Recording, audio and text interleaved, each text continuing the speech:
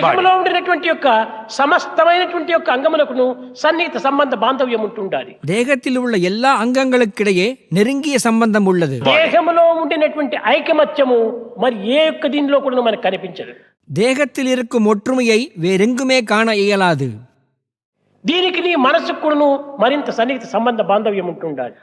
மனதிற்கும் தேகத்திற்கும் நெருங்கிய சம்பந்தம் உள்ளது. కనుక మనోదేహముల యొక్క ప్రభావాన్ని మానవుడు మొట్టమొదటగా గుర్తించాలి. முதலில் மனிதன் மனோதேகத்தின் தாக்கத்தினை அறிந்திட வேண்டும்.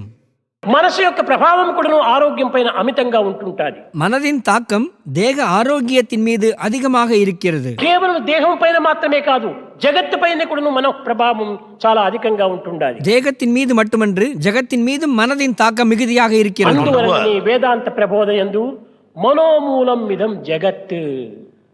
அதனால்தான் வேதாந்தம் மனோமூலம் இதம் ஜகத் என்று போதிக்கிறது.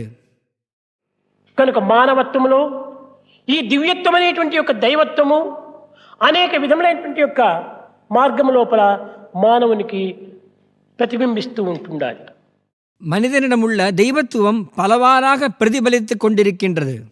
కనుకనే మానవ సేవే మాధవ సేవ అని చెప్తూ వచ్చారు. எனவே மானவ சேவையே மாதவ சேவை என்று கூறினார். మానవుడు మానవుడు కాదు, మానవుడు దేవుడే.